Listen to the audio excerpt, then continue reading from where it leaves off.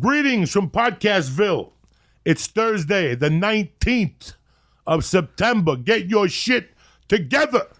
The church is brought to you by PolicyGenius.com. If you think of insurance, think of PolicyGenius.com. The church is also brought to you by ForHims.com. Listen, you're starting to lose your hair. You're a little embarrassed. You're 28. You don't know what's going on. But once you've noticed thinning hair, it can be too late. Is that hairline slowly starting to move backwards? Any bald spots yet? Listen, don't worry about it. ForHims.com has you covered. You're like, Joey, what's ForHims? A one-stop shop for hair loss, skin care, and sexual wellness for men. Do you understand me? No snake oil pills or gas station counter supplements. Right now, today, the listeners, the church family, can get started with Hims with a complete hair kit for just $5. You're like, Joey, what are you talking about? I'm talking about $5 right now while supplies last and subject to doctor's approval.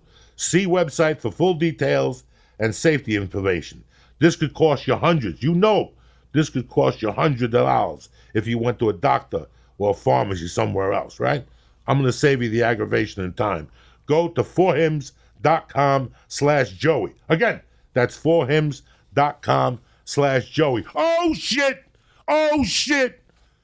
Tell your bookie you're going to fuck him in the ass this week. You're going fucking 3-0. You're going to double up with a parlay. Yes, it is. It's football season, ladies and gentlemen.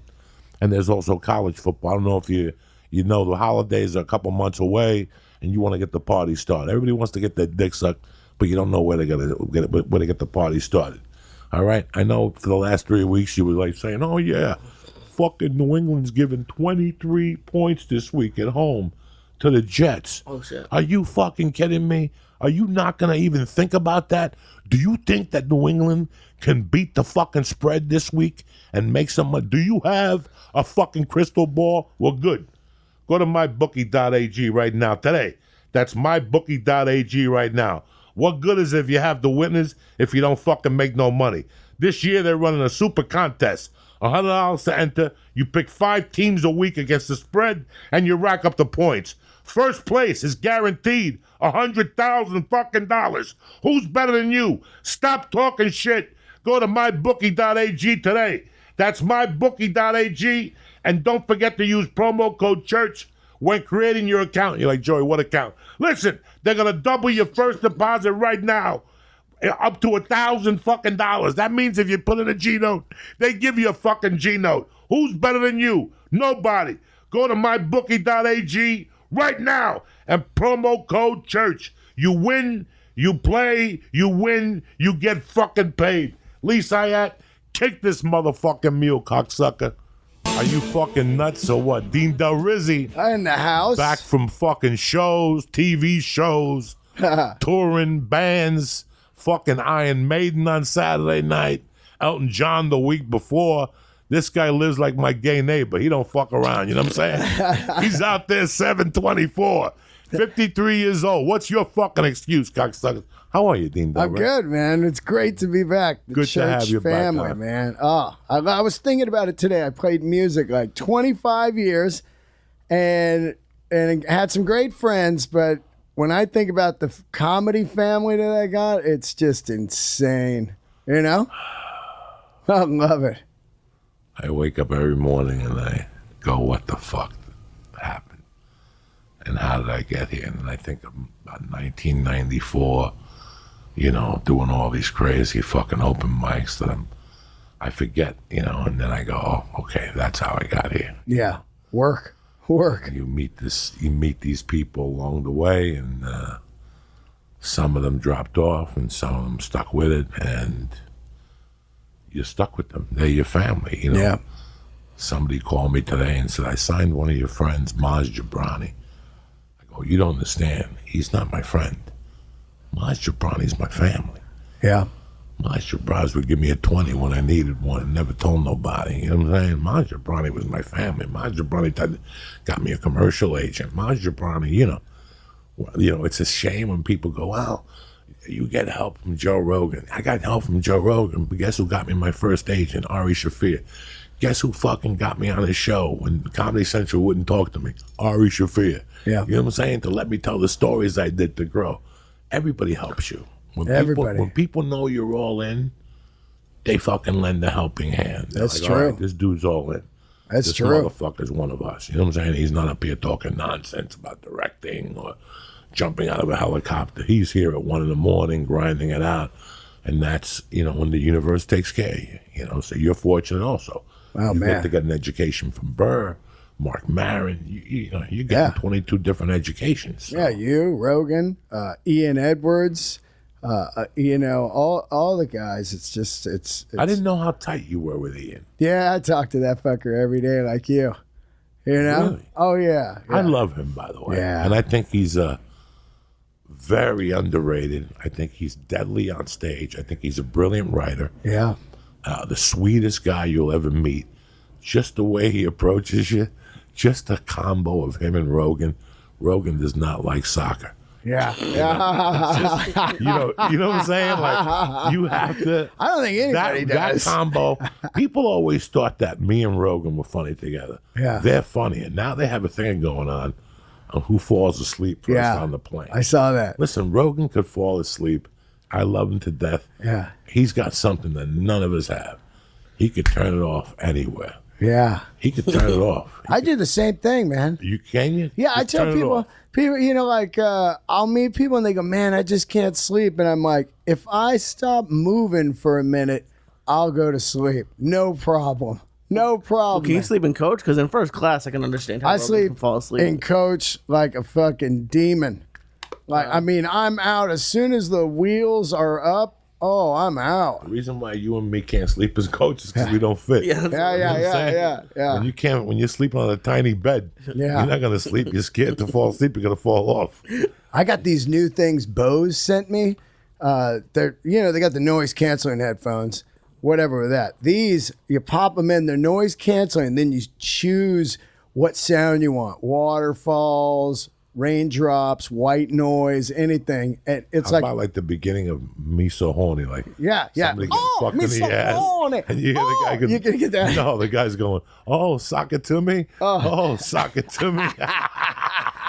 That's how you fall asleep? Sock it to me." Yeah, sock it to me.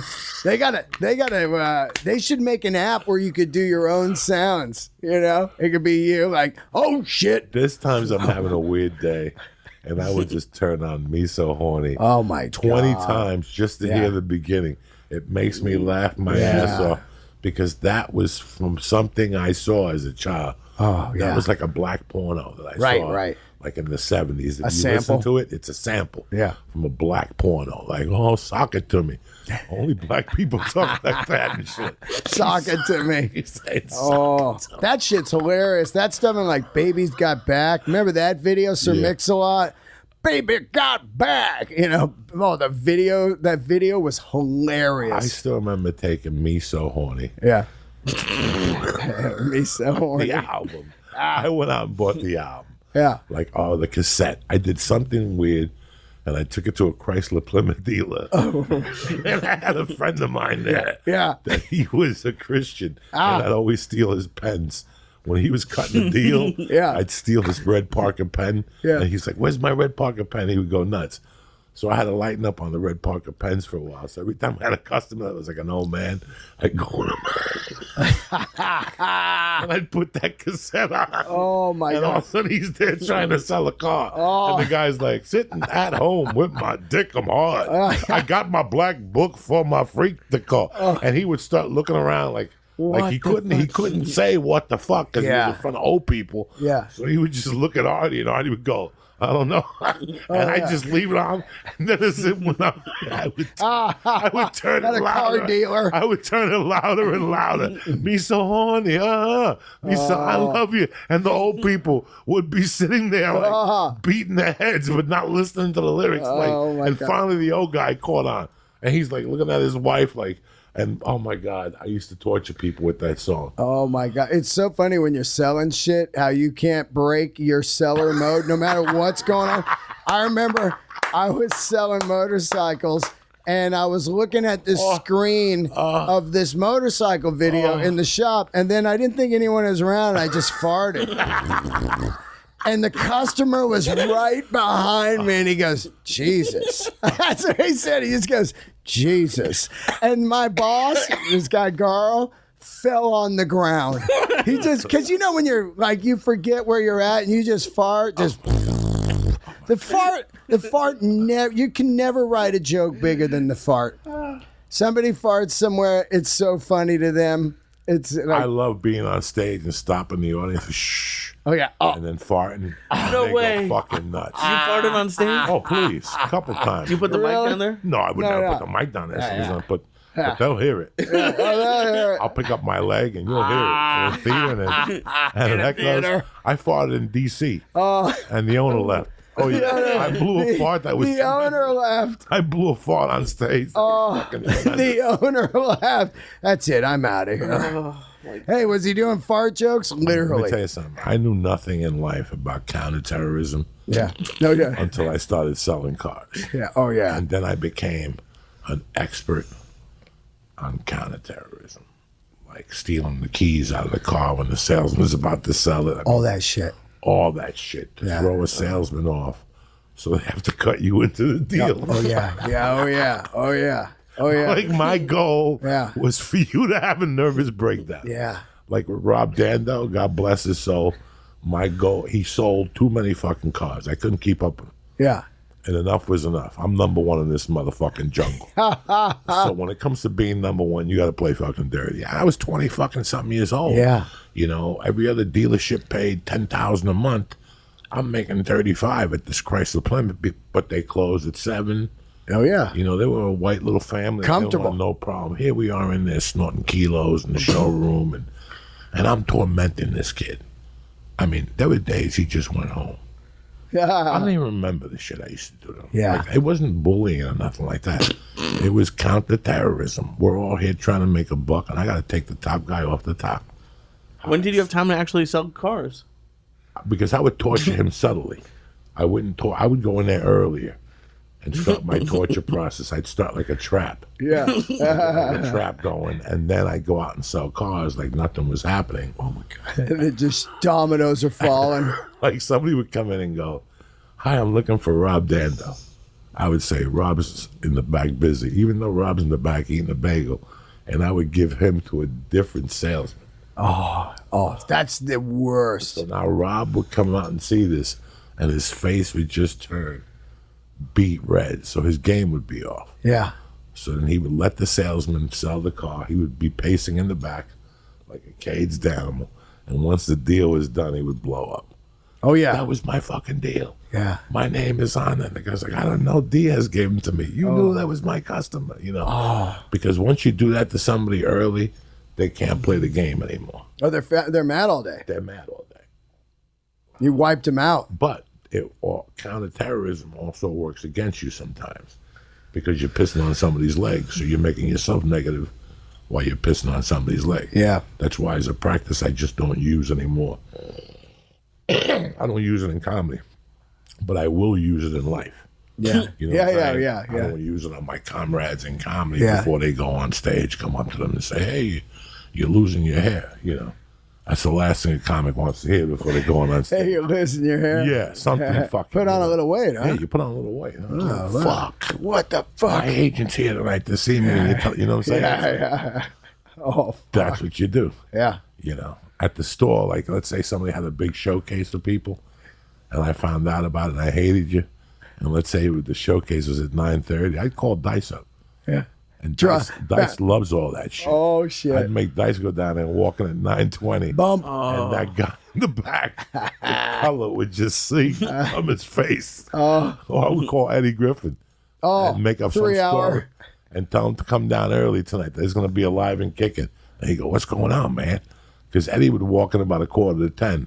I'd make him go down there because all the showcases were at 9:15. Yeah. Yeah. So I'd have Eddie bump Argus, like, "You're not even going up tonight." Bump Go up Argus. and do 3, and I'd go up there behind you. And then he would stay on, and the comic would just be pacing in the back. And And me and 3 other guys would be howling because we knew what was going on. But that works against you also. Yeah, yeah. Later, So you don't little do it. karma kicks in. Yeah, you don't do it in comedy, but you could torture people in life, like your landlord or something like that. You could piss on his leg. To me, in comedy, it's like there are no enemies. It's like we're all fucking. There are people at the store Yeah, that I won't say, throw them under the bus because I love them too much. yeah. They do try to piss on my leg before I go on stage. Yeah. I catch it and I giggle and I tap them on the shoulder to let them know I'm happy that they tried.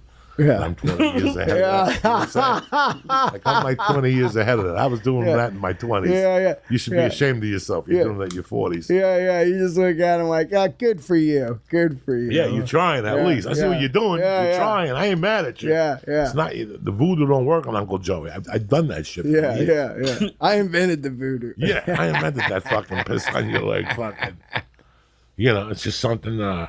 It's weird because while you're talking about pissing on your leg, I really thought about the statement I made to you a couple of weeks ago. We're here to do a podcast today out of respect for Rick Ocasek. God bless his soul. Me and Dean both liked him, but I was telling Dean, I've always been dates with you. Like I've known areas of concerts. I've been always really good. There's 20 concerts I know I forgot about. Oh yeah, same here. There's 20 concerts that I know that somebody has to bring them up, and I really got to think, and then I got to call somebody to collaborate. Exactly. The Cars were the first concert I think I went to see. That was the first time that I knew my concert days were going to be over. I told you that I went. I think they were at Central Park. Yep. And the sound wasn't right from the Right. doors, the Cars, but nobody really knew till they got there. I think even the Doors didn't know how being outside affected them compared to like being at the Garden or the Palladium Of course. in those days. No ambiance. Yeah, Wind. I didn't see him on the Candio tour Yeah. or the first tour. I was hip to those albums. Same here. I still remember the first one hitting. Oh God, The huge. first one hitting was fucking huge. Huge. And then it being the soundtrack of that movie. Fast Times. Yeah, I don't know how far a difference it was from the time Fast Times came out. Yeah. When did Fast Times come out and when did the That record came out, I think, at 78, and Fast Times is like 81 or whatever. But it really made it famous again, like so big. But that whole record is, every song's a hit.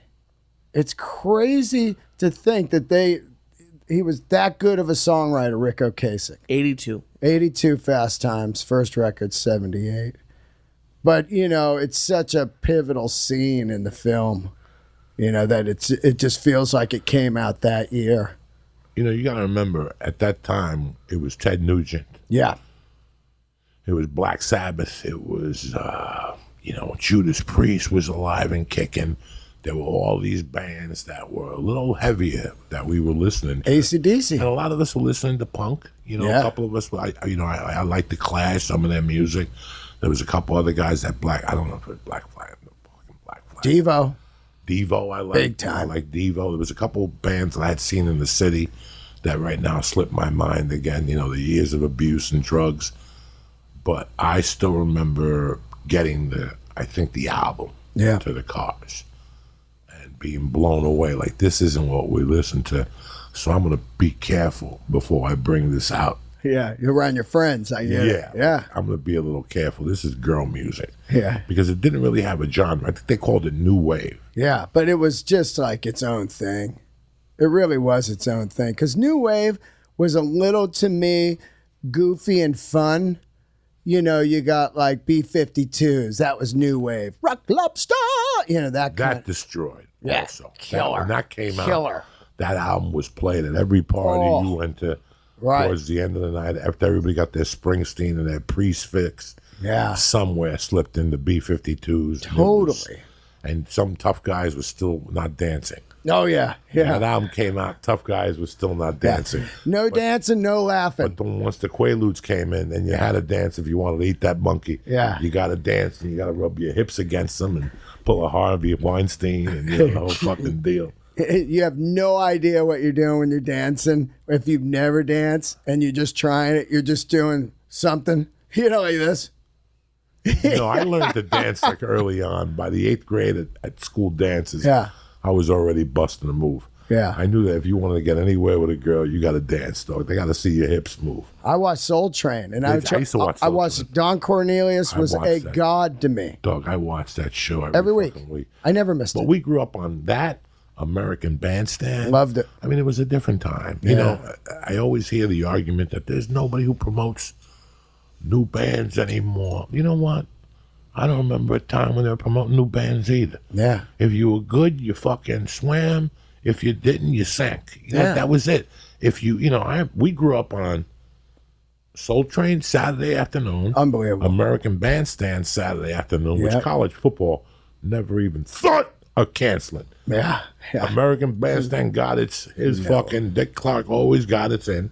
And then Saturday night, we had Don Kirsh's rock concert. Smoking. And I think Friday night was the midnight special. Yeah. Or back to back. Yeah. It was Saturday Night Live into Don Kirsh's rock concert. Yep. I cannot tell you how many nights I stopped partying to run home to see Don Kirsh's rock concert because somebody in particular was going to be on. And the Amazing. band I remember the most running home for was Black Sabbath. Oh man. I still remember Don Kirshner bringing them up. I still remember my dick being hard. I had tears in my eyes. Oh my God, I'm about to fucking see him.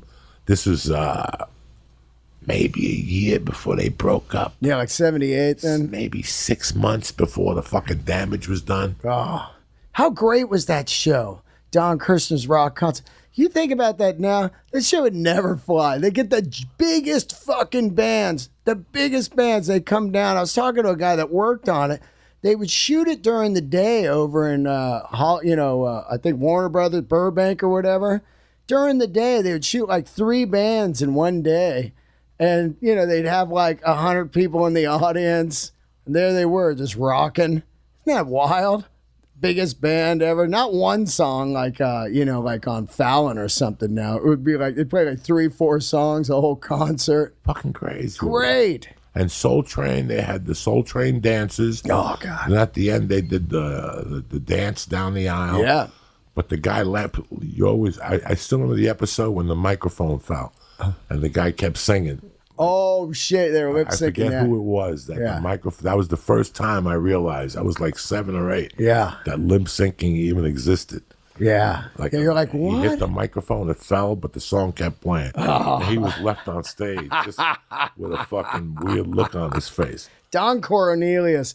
It was funny. Ian Edwards and one day I posted a clip of Don Cornelius on Instagram, and I said, every Saturday, I never miss this I never guy. missed an episode either. And he texted me right away. He goes, you used to watch that? And I go, like a religion, man. And then I found out later the rock club that I booked, the Stone in San Francisco, early on was where they first started shooting Soul Train.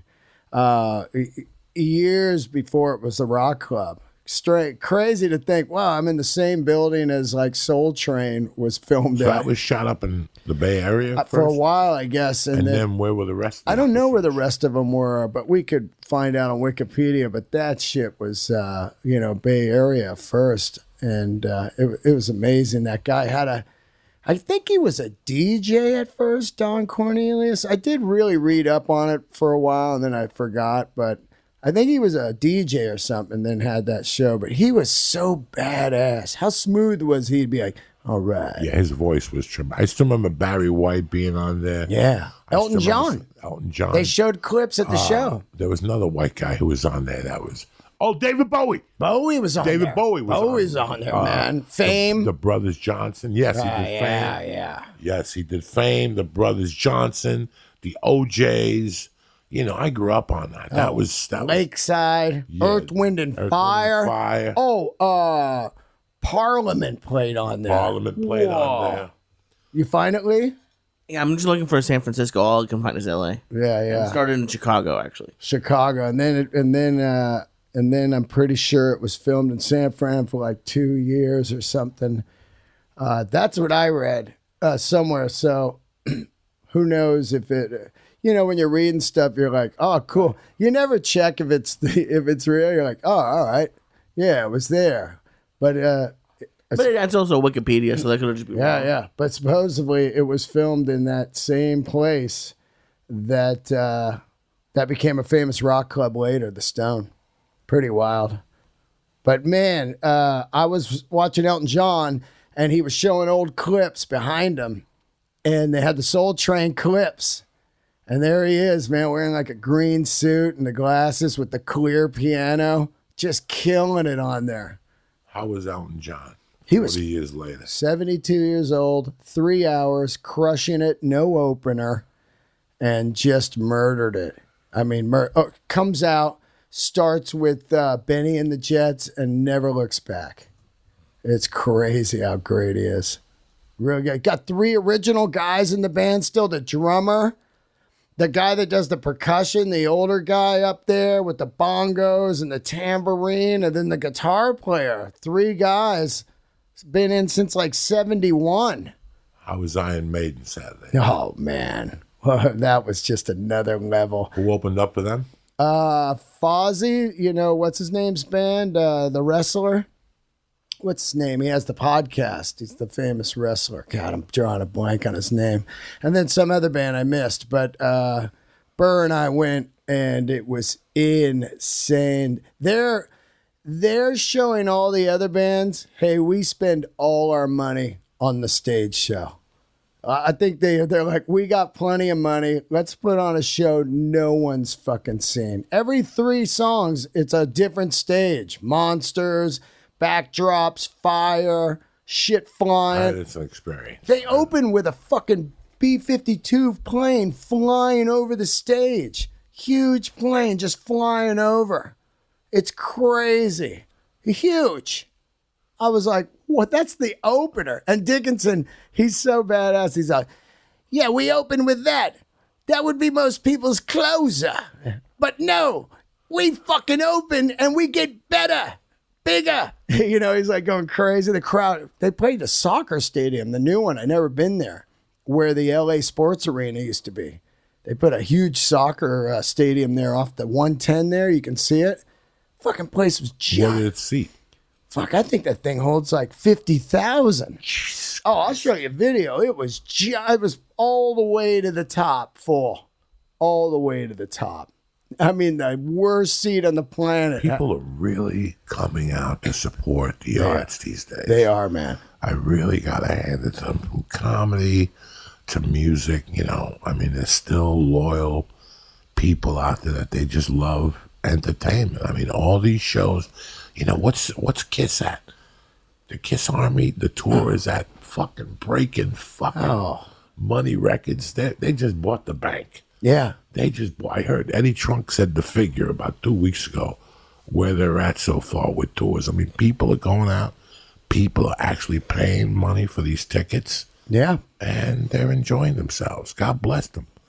You know, Monday there was a guy that called in to Eddie Trunk talking about ticket prices and how he stopped supporting a lot of, especially GNR. His point was GNR. Right. That we're paying too much money to go see GNR do 30-year-old songs. Nah, that's That if crazy. they respected the audience, their fan base, they would come out with a new album.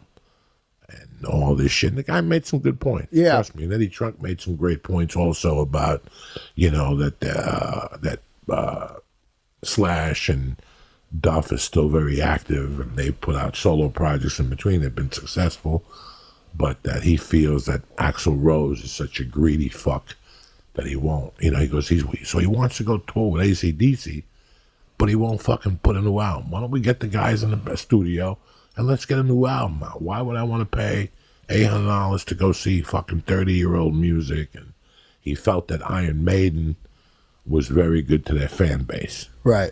He said Iron Maiden is one of the best. They go to electronic tickets. They don't let scalpers get their hands on the tickets. He goes that he was talking about fan bases. It was very interesting. Yeah. Really interesting about, you know. And Eddie Trunk told him at the end, he goes, you know who stops these bands from doing this? You do. Yeah. Just If don't pay to you go. $900 and you want to pay $80 for a beer and $100 for a T-shirt, just don't go. Yep. But the more you go, the more you're going to support this. Somebody came up to me in San Antonio, and said, I paid $300 a piece for your tickets. I go, don't ever do that. I'm not worth any more than that ticket price. It's a shame that you have all these fucking people who take their ticket prices just to make the exchange online. Yeah. $13, $3 for paper. It breaks my heart. You know, don't pay over that. I'm not fucking worth it. Yeah. Don't pay over that. I'll be back in some time. If you see I'm on a schedule somewhere, make a trip, but don't ever pay that money. Go to the fucking theater website. People hit me up all the time. I'm not going to see you. Your tickets are $311. They're on the wrong website. What are you fucking talking about? Yeah. Where am I? The fucking flyer and the fucking website connects you with the link to the fucking site. Yeah. Why are you on any other fucking site paying $311 for Joe Diaz? I don't get it. Are you fucking crazy? Do you think I would charge you $311 without a gun? Yeah. You know what I'm saying? Like, it's just people have no idea what they're buying. So you just got to watch what sites you're going to. You know, go to the direct fucking. If the Stones have, I doubt the Stones. They hash it out. All those people just, they don't need to deal with that. It's right on our website. I always tell people, they go, hey, when you come into Milwaukee, it's like, it's all there, man. I mean, I pay for this website every month. So you go. It's the easiest spot. DeanDelray.com, you know, because if I post it in Twitter and Instagram and everything, the algorithms. I post a link. Yeah. I post a link to the fucking website I want you to go to. Yeah. So you save fucking money. There it is. I mean, I don't, you know, you don't get a piece of something, but I want to talk to you about something about the Cars real quick before I forget. The Cars taught me Candy-O, the album, taught me a very big lesson about what I do today. You know, maybe 8 years ago was when people started asking me for pictures. And people, when you take pictures of people, you usually have little conversations with them. Yeah. You know, and some people come over and they shake your hand. You go, hey, Dean, nice to meet you, Joe Diaz. And I put my arm around, they put their arm around me. And as we're taking the picture, they'll say, hey, man, I was having a hard time. I listened to the podcast. Thanks for helping me out. And I would go back to my hotel room and I would go, how fucking creepy is that? Yeah. How creepy is that, you know? The next felon. What are they talking about? I couldn't really handle that when people would say that to me. My son died and I listened to your podcast and it really helped. And I was like, that's fucking crazy. And then one day I was listening to Candy-O and it hit me. Yeah. Candy-O, that album was one of the albums that kept me together after my mother died. Candy-O is something I look forward to listening to, the whole album. There's not a bad song on it. Elliot Easton, the guitar work on there is fucking just, he's a little guy. I think he's from Long Island original. The guitar was bigger than him. Yeah. The guitar was bigger than him. Left-handed. If you watch all these car videos, the guitar is bigger than he is. And he just fucks it up. Some of his leads are fucking nasty. But Candy-O, if I think about it, is one of my top 10 albums because it kept me together at a time where I must listen to that album for the first year and a half after my mother died. Every day. Man. So now when people say to me, hey, I listened to the podcast, I could relate. I'm not saying I'm the Cars. I just could relate to what they were saying. It helped me. I loved all that shit. Yeah. When the other day when I got, my friend called me from Jersey and he goes, did you hear Rick Ocasek died? When I hung up, I thought about you bumping into him 6 months ago in the city at a Crazy. Delray, and you said he looked great. He looked great. He was my neighbor. It was nuts. And then I thought about just being a kid and listening to those first two albums. Yeah, the first album I had at the house before my mother died. I still remember that Ted Double Live was ruling the charts. Oh, yeah, Double Live Gonzo. You had to bust through Ted, Born to Run. Yeah. Was Born to Run out already? Born to Run, yeah. Yeah, Born to Run. You had to bust out through the Kinks. Yeah. And then, you know, with all these bands that people go, no, you're not putting the Cars album out at my party. Oh. Like there were people that I still remember visibly telling me, we don't play the Cars in my house. Like, okay. And not even my feelings would be hurt. I just go, okay, I think you're missing out on a great fucking band. I thought the first album was great. And I thought the second album was just spectacular. Like, if you watch people's work, well, not anymore, except for maybe the little skinny blonde and Beyonce, you judge people by, I don't like judging specials. I don't like judging CDs. Yeah. I like to judge the whole library. Like, I remember I have a friend that calls into the podcast. We haven't had him call in a hard time. Frank Canella. Frank Canella's father was a jazz drummer when we were growing up. And him and I were in a band together. I was the lead singer. And all we did was lip sync the Beatles. Living room rock. Living room rock. Yeah. We fired the bass player and the whole fucking thing. Then my voice changed. I didn't sound like Michael Jackson no more. I sounded like Pavarotti, and they were at the fucking show. But I remember shortly after John Bonham died, me being at his house, and his mother, of all people, said that. She goes, you know what I like about Led Zeppelin? And we're like, what the fuck are you talking about? Yeah, yeah, goes, Mom. That every album was really, really different. And that showed you the strength of who they were. Like, she didn't judge them as, she just judged them as, after, she goes, after I listened to all, this is before Coda came out, right? Yeah. It was Coda? Yeah. Yeah, this is before, I'm not a big fan of Coda. I like In Through the Outdoor, though. Yeah, Big I like time. that. In Through the Outdoor, I fucking love. God, that's a great Love. record. In the Evening. Oh. I remember my neighbors who were Jehovah's Witnesses on Given That Terrace knocking on my door at 7:30 in the morning. Oh. Telling me to lower it in my bedroom because they could hear it through the fucking walls, through the air conditioner in their house next door. Oh, just cranking in the evening. And I would go check on my mother, out cold. Oh. She'd just be at the edge of the bed with her mouth open. Not hearing Not no hearing Zeppelin. nothing. And it was fucking loud. But that's how I feel about Candy-O. Yeah. The whole album. It's All I Can Do to Yeah. Keep Waiting for You. Oh, man. The album cover done by Vargas, you know, the famous Playboy. The fucking chick on the car. Yeah. It's just a drawing of her. Right. Yeah. Right. I thought That's, she was in a car. I don't know. I don't know if I have. I definitely have the first album, vinyl, Yeah. but I don't think I have Candy. I think Candy-O. I do. I think I do. If I know anything about myself, that's one of the. I always buy that for the home collection. I feel like they're in the Rock and Roll Hall of Fame. Yeah, they made it. Yeah, they made it in, and I feel like they're still underrated.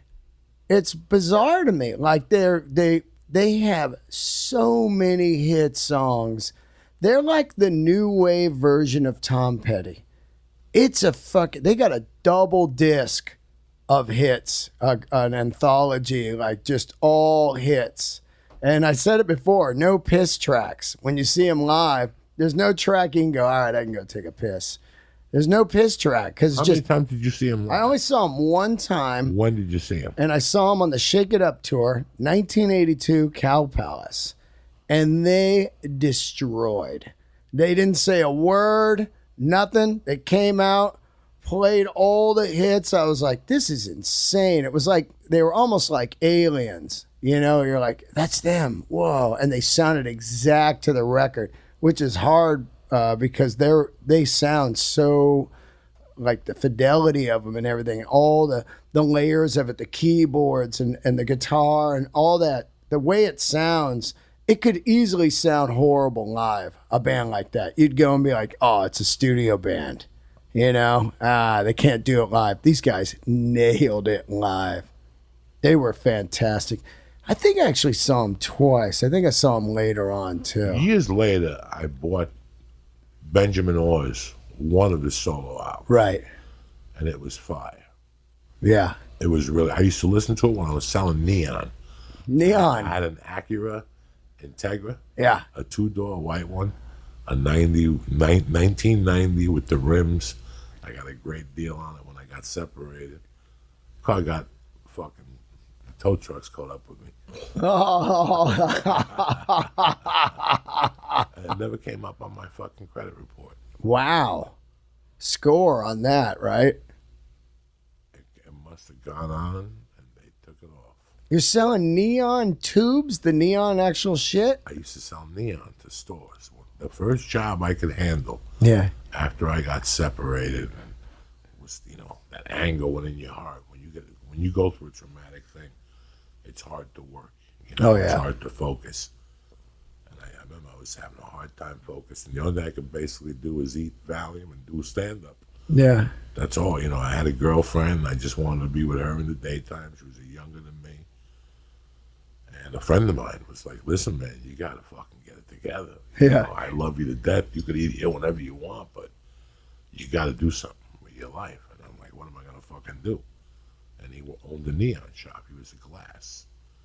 And he goes, I sell those neon things. I'll give them to you for $50 open. 1990, everybody was looking for an open sign. Right. So I'd go, you got it for 50. Whatever you could get is yours. Oh, shit. I'd start at $199. And Yeah. I'll install it right now. I'd bring a drill with me, a couple screws. I'd bring a ladder. But I would also I would drop off a flyer. And if they wanted more info, then Danny would come in and close them on the whole deal. And I'd get 10, 20% on Friday, 30%. I don't know what it was. Oh, neon. And it was easy. All you had to do was go to a strip mall, just pick an area, and just go to a strip mall and just drop off. Go to Sushi Dan strip mall, go across the street to the mall in there. Hi, how you doing? Just wanted to give you this. We're not interested. Okay. Yeah. But if I would pass out 100 flyers, I'd get 3 to 7 calls. I would just wake up, go to Kinko's, make 100 flyers, and just go.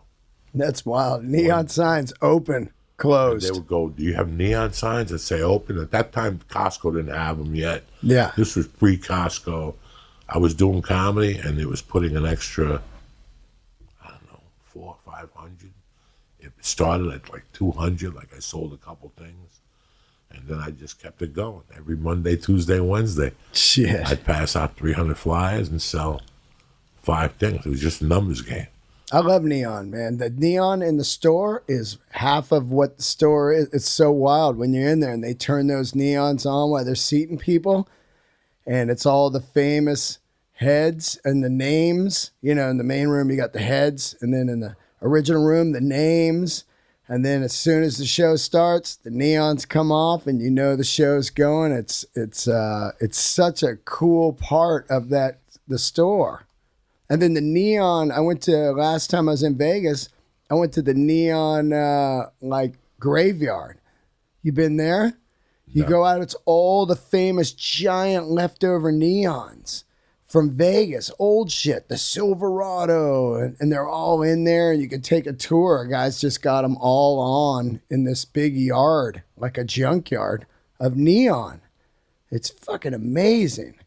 That shit's cool. People get married and shit in there. I got married at the Neon Museum. He was a really interesting guy. The guy I sold neon for. Yeah. Did he make them or get them from somewhere? No, he did everything himself. He made them. He had a business. His name was Danny Feebles. I met him while I was working at a car wash. I was in the halfway house. My wife was pregnant. Oh, we had already had Jacqueline. And I met him at the car wash. They pulled up. And I could tell by the music they were listening to. I go, you guys Cuban? They're like, yeah.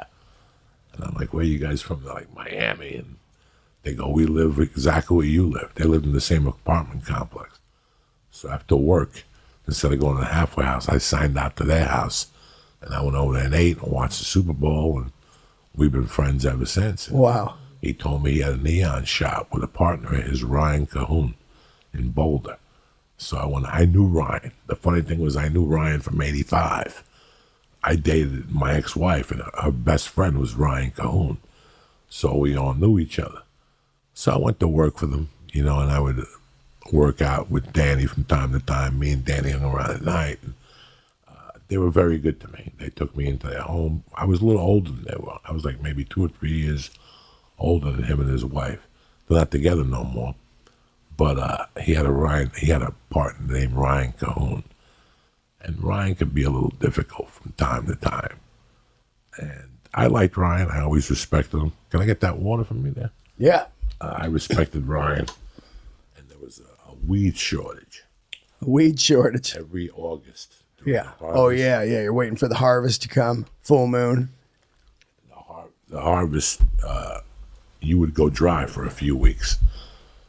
And I remember we would drive for like 2 weeks. And I mean, this is when I was going I didn't know I was about to get separated, but I didn't like what was going on in my house. Yeah. Either, you know, I had already been in prison. I think I was out on, at this time, I think I was still on community corrections. And I was smoking. They weren't testing me no more. They gave up on testing me. Like this guy keeps blowing up the machine. Blowing up the machine. Yeah. They go like this, like, no fucking way. I would put Drano in the piss, all this shit. Yeah. So I was smoking, and he had a deal with me. I was going to give him like $800, and they were going to drive up to Idaho and pick up a couple pounds, and I had dibs on a half a pound that I had already sold for $800. Yeah. I was going to dip into that just to hold me over. And, you know, whatever the drive was to Idaho, they fucking did it. And they get back to Boulder. Ryan calls me with not the story that I want to hear. Oh, no. And I'm living in a Joey Diaz world. Like, I'm fucking hating myself. I just started comedy. I really wanted to be a comedian. I didn't know where to start. I was 2 months into comedy. And I fucking didn't want to go to work no more. I didn't want to be a roofing estimator. I didn't want to be married. I just wanted my life to fucking end. And now this fucking kid who I gave $800 of my hard-earned dollars to is calling me with some fucking story. Oh, shit. Right. And at that time, we had the condo, the door, and it was just like this. There was windows, but that day, the curtains were open. So I could see who was coming up the stairs. So he calls back again. He goes, hey, man, we were talking before. I didn't like your tone of voice. I said, hey, man, I gave you $800 for something, and you're calling me with a fucking Chinese story. Yeah. I go, sure you don't like my tone. And then he fired back, well, we'll see when I get there what your tone is. Yeah. So I hang up the phone, and not 3 minutes after that, I hear him coming up the stairs. And by the time he gets to the top thing, I see him giving me the evil eye, and I'm about 5 feet from my kitchen, and I had a knife rack there. Yeah. And I went like this with my hand, like, hold on 1 second, and right in front of him. I turned around, I pulled one of the knives out, and I started walking towards the door. And he's standing there in front of me, and when he sees them coming towards him, and thank God this went down. When he saw I was coming, he just fucking ran down the stairs, ran to Danny's house, and they both called me. And Danny's like, what's going on? Ryan just said you pulled the knife on him. He'll give you the 8 ounces. There's no problems. Yeah. You know, and then Ryan got on the phone. Hey, man, I was just kidding with you. Yeah. They didn't know I was from another planet at the time. They didn't really know. It's Ryan, called desperate. Ryan Cahoon didn't really know. And then we got into it again one time when I got into comedy. I had an account. Like somebody went there. It took them a year to decide what they wanted. They were building a restaurant. The place was tremendous. It was one of the best restaurants still that I've ever eaten at in my life. Due to the fact that they had a 3 margarita limit. 3 margarita And limit. then they asked you to leave because what you were going to go through was going to be hell. They made their margaritas with grain alcohol. Oh, shit. So you just wasted. And then at lunch, they would have mini margaritas for $1. You would get fucked up. They had the best, it was called Rio Grande Restaurant. I went in there one day, passed the flyer. The guy pulled me aside. He goes, what is this about? And just from my experience of working with Danny, I laid out what he should do. Yeah. He goes, what do you suggest? And I go, oh, why don't you just put a tube, 3 tubes around to highlight the room, and then put a sign that says margarita and make it blink, and tacos. And so, you know, every time I went in there to eat dinner, I would talk to the fucking owner. Yeah. And he'd go, I'm coming close. We're designing this. So I was doing comedy at the time already. And, you know, I was just doing it like part-time. And one day this guy called and put in like a $20,000 order. Whoa. It was like $3,000 in my pocket. Yeah. And I go in there to eat one day and the fucking neon's up. Oh, And I badass. go, when did you get the neon? He goes, oh, we got it installed. Didn't Danny tell you? And I go, nobody fucking told me. Yeah. So I called Danny. Danny's like, he goes, me and Ryan are partners. So we pay your commission together. I have your check. But Ryan doesn't know if he wants to give you the money. I go, The same Ryan I chased down the stairs with the knife Yeah. doesn't know. Do I have to fucking remind him? I'll bring 2 knives this I time. called him up and he paid me my money, and then we didn't do business. Joey, after 2 that. knives. That's how I didn't fucking. That's how my neon career ended. But I loved it. Danny really knew what. Danny was right now today. I could look you in the eye. Danny Feebles is one of the top 3 neon people in the country. He can make anything. That's cool. He just the neon business went downhill a little bit. Yeah. But his family goes back to 1920 in Cuba making neon. Wow. Like it was a family business in Cuba. They were known for neon. Febler's Neon Company or Yeah. Febler's something. He showed me all the stuff. And how I got involved with him was we'd snort coke and he'd show me all the neon magazines where they featured his work. Yeah. Like he would show me like the industry standard magazines for neon. They probably don't have them now. Yeah, right. But every month he would send in a picture, and they always would put a picture of his work, and he's established as one of the best in the country, hands down. For a long time, they were flying him all over the country. He just is a little crazy, so that opportunity arose. If I shoot a special, maybe I'll just do the backdrop. Will be Delray, the neon Delray. Like neon looks just so cool. It's funny because you mentioned the original room. Yeah. When Mitzi would showcase you, she put the lights on purposely. Oh yeah. It was and she leave the lights on a little bit to let people know it was a showcase. Yeah, that's how they do it now. She was a freak about that shit. Yeah, they still do that. But if you were on stage and one of those lights buzzed, Yeah. you didn't get. I don't give a fuck if you were Jerry Seinfeld or Bill Burr. If Bill Burr's up there showcasing for Mitzi Shore, Yeah. and the Kennison light would go zzz, Oh, it does that. she would go, oh, Oh yeah. scratch him off. Sam don't like him. Oh, Sam don't like. Wow. So your career Wow. would From rest. the neon. If that fucking neon buzzed, you were done. Bad electricity. If any of that neon buzzed Yeah. while you were on stage Oh, showcasing, fuck. whether it was that one or Louis Anderson, there was one on this side. Can If you one of them imagine? went zzz, Oh, no, they don't like him. you know No. you're done. She would say the room didn't like you, and that's it. The room. Once the room didn't like you, it looks like you better fucking go showcase over at the Laugh Factory. The room. The yeah. neon. And it's so That's funny. how fucking much Yeah. she believed in the neon. There was a while where the blue star, because that tells you you're done, it was wired kind of weird. So instead of even looking at the blue star, you could just hear it come on and go zzz, Yeah, you can and you hear go, oh, the blue light's on. I used to never even look at it. Isn't that wild? But I just remembered when you were talking about neon, that Mitzi Shore. That's a great story. Fucking tremendous. The room doesn't like you. I don't know how many nights I would be hosting and she'd go, show me the lineup and sit next to me. You, shoo. And then she would sit next to me. Who's going up? Oh, I don't like his name. Not tonight. Whoa. And then she would tell. There was times she would go, oh, what's that name there? Tyrone. Oh, that's what I need. More Schwarzes here. Oh. You know, she would say little things like that to me. Like, fucking, I don't need more Schwarzes here. And, oh, look at this guy. He's handsome.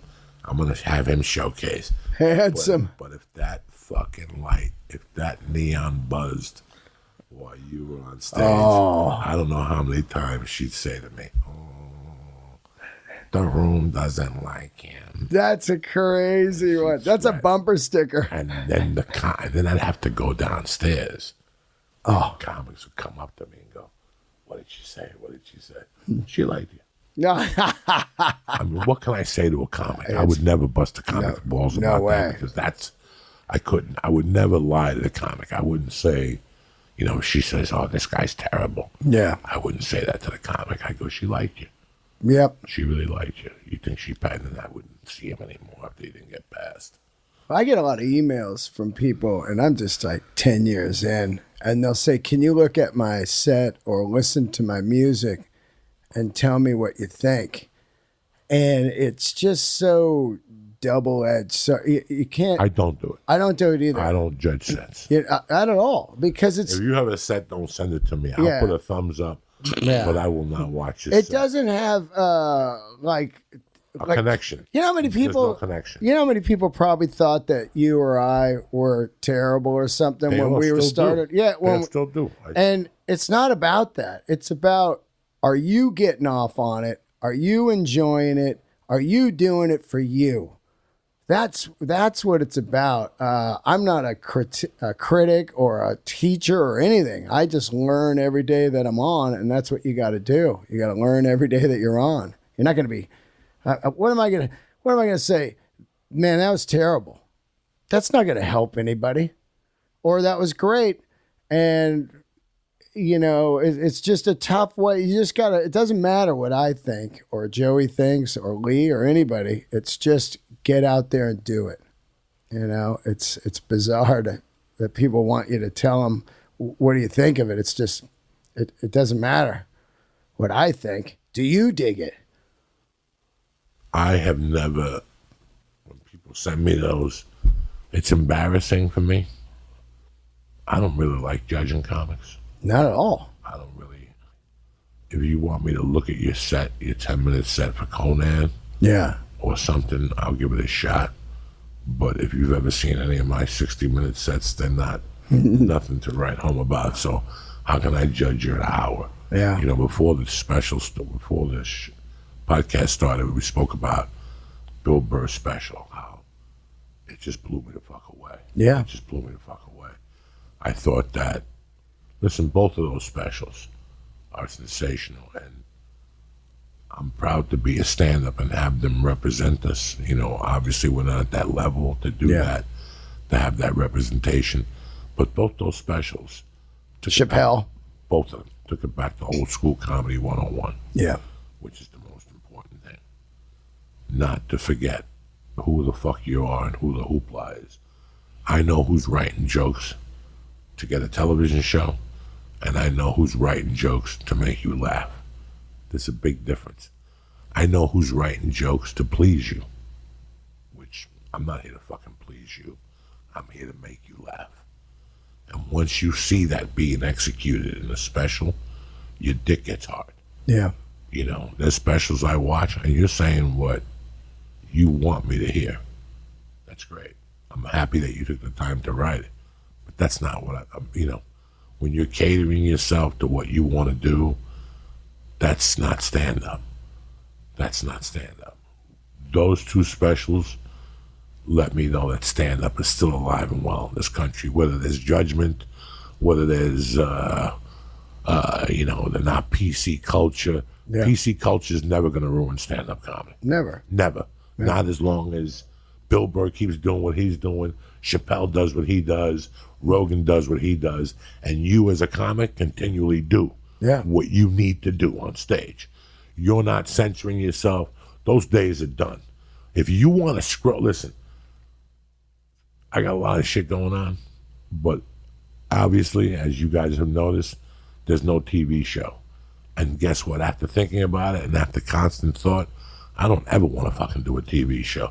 I don't ever want them to scroll down my Twitter and say, my Twitter is contaminated. You understand me? Yeah. My Twitter is unhireable. Yeah. And that's how I want it. Yeah. That's exactly how I want my Twitter.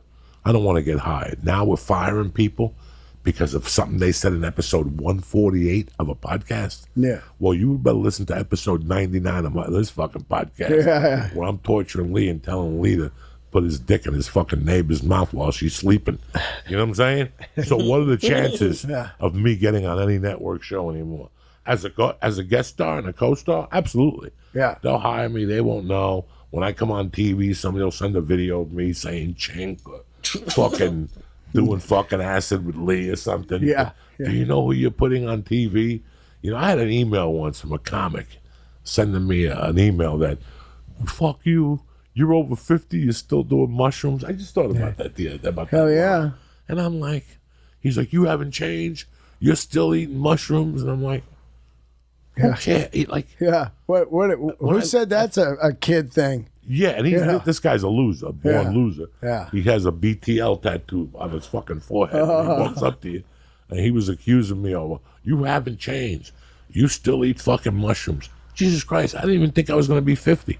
Yeah. I never thought I was going to make 50. Yeah, right. So if I'm eating a mushroom, more fucking power to you. Who are you to fucking judge me? Yeah. Who the fuck are you to judge me, you know? Fucking crazy people. I just don't have, I got no time for any of that shit. You're at all. 50-something years old. Yeah, I got no time. If they want to fucking put out a memo that Dean Delray said something wrong on stage, guess what happens? You sell triple the tickets. Oh, yeah. They made that Saturday Night Live kid's career. Oh, it's now people going to go see him. Here, not only that, but People his gonna go see podcast it. numbers will quadruple. Quadruple? Who cares? Yeah. He wouldn't want to be on Saturday Night Live anyway. Yeah, and By now the it's time you get on Saturday better Night career Live, now. it's a better career now. Yeah. They did him a fucking favor. I tweeted that. They did him a favor. Yeah, it's like when you used to put the stickers on the records. We all wanted that one. Profanity, not good for families and all that, the PMRC. Immediately you're like, I'll take that I'll record. take it. I'll I'll take take that it. record. I got to have that. You know, I watched that documentary again, the one that Billy made about the steroids. You know, and I go back to that line that Manny Ramirez hit 20 home runs. He started working with the doctor in Florida. The next year, he hit 39 home runs. Then the following season, he tested positive for steroids and got a 55-game suspension. Am I right, Lee? I'll You're check. a fucking Red Sox. It sounds right. Yeah. Was it when he was a Dodger? I'm sorry. Let me check. It was one of those teams. I think it was with Boston. Then he became a Dodger, and they started booing him out in Dodger Stadium. Yeah. But it's so weird. When Alex Rodriguez contacted this same Dr. Bosch, Yeah. this guy, when he came up to Miami, he said, Alex Rodriguez opened the door and immediately said, I want the same stuff you gave Manny. Yeah. Even though he tested positive. It was when he was a Dodger. He was when he was a Dodger. Yeah. For 55 games, that's the shit people want. Yeah. You know, when you're a heroin addict, you want the shit that killed. Oh, yeah. You know, When the Jimi bad shit, Hendrix. the bad shit's rolling up in the street, Where'd people you are get lining it? up. Where'd Yeah. you get it? It won't kill Down by me. down by fucking, what's that street in San Francisco? What Mission Street. Go to Mission Street. People would run down there. If it killed 3 people, even better. Yeah. We all want to dabble with the fucking unknown. Danger. We all want to, you know. I've always loved the dangerous shit. The dangerous music, the dangerous comedy, the dangerous cars, motorcycles. Always never loved comfort. It's just, comfort is a killer. Comfort is a killer, man. You know? I got to tell you, brother, you have kept me going over the years, the last couple of years, because we're 3 years apart in difference. And I admire you for what you've been doing over the years. No, man, And thanks. you go out there. You get my respect, you know, because I know that you're one of those dudes that relentless. Now, I could see this in the 36-year-old's heart. I could see this in a 38-year-old guy. You know, 38's a serious age. Yeah. You got to make a fucking move. Yeah. But you're 53. You were 40-something when you started. 44. 44 when you started comedy. You had nothing to lose. You embraced it. You already knew the patience it required for music. You knew that it wasn't going to happen overnight. It was sort of the same, but not really. Oh, yeah. Totally different. Sort of the same, Yeah. but not really. You're still dealing with people who are trying to rob you. Yeah. You're never good enough. They want this, they want that. You're too old. And you got to figure You're out. not good looking. You got to figure out how to avoid the landmines. Yeah. And you've done it. You know, you've done a fucking great job with it. So it's weird that sometimes I'm like, fucking, here I am with a 6-year-old watching fucking TV, and Dean's walking the streets in New York. He's walking from the Springsteen concert at the Garden to go to a 1 a.m. spot at the Comedy fucking Underground. Yeah. What's it? Cellar. Cellar. The Comedy Cellar. In my boots. They always have get your corns. Oh my God, you got those fucking kamikaze boots and you walk 10 miles with them. What do your feet fucking feel like? I walk with sneakers in my fucking feet. Yeah, I have to put orthotics in if I go to like Chicago Airport or Dallas. This week, I think, was the easiest flights I ever took in my life. Oh, man. All 4 gates were right next to baggage claim. Oh. It never happens that way. Oh, my God. Like, I remember going through security and I could see my gate from security right there. That's the best, right? Wow. San Antonio. Yeah. Because we were flying into Dallas. Yeah. And that's not a bueno airport. when you go through Dallas, you better bring your roller skate and you better have your endurance up. Just flew there with Especially- Marin. I was like, whoa. That one in Atlanta? Atlanta's What? big. Chicago's big. You gotta Fuck be in shape. O'Hare, man. You gotta be in shape there, especially if you gotta connect them on American Airlines. Oh, And they land you on C and you gotta walk the H. what the fuck? That's you see that little black guy with a smile on his face whistling with 3 handicapped people on that little cart. You get on You just that. stop them with a 20. Yeah. You just remember in the 80s, you would walk into a bar and take a bag of cocaine out. Yeah, yeah. And do this to the hot chicks like this. The hot chicks would be huddled around with guys trying to sell them on dick and real estate. And you come in and cut through the chase. Get out of the way. Yeah, yeah. Put that cocaine on her face and wiggle that coke. And next thing you know, you just walked out of there with the broad. It's the same fucking thing. Oh, yeah, the guy with the cart, man. I jump on that. I give him a 20 and tell him, listen, we'll go until the wheels fall off. yeah. And these 3 ugly white people with the canes, kick them off. Yeah. Kick them off. This is Tell 'em the nonstop. next- This is Those a canes are nonstop. fake. Yeah, this is Those canes are nonstop. fake. This is nonstop. I love it, You man. know, we were talking before the podcast about the vinyl incident last week. Oh, yeah. You know, I love Alex Jones. I love Alex Jones because I know him personally and I know he says some crazy shit. But every once in a while, he's,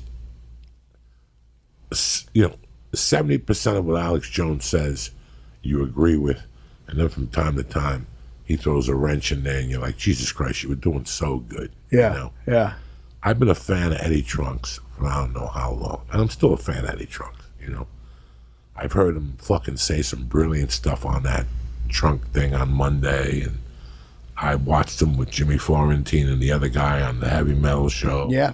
Don I'm Jameson. a fan of his. I'm really a fan of his since we started the podcast because he does it solo. He takes calls. He fends off savages. He fends off retards. I mean, he's got some retarded people calling. This week was good. Yeah. But there was a topic that came up the last 2 weeks, and he attacked it on the internet, and it was vinyl.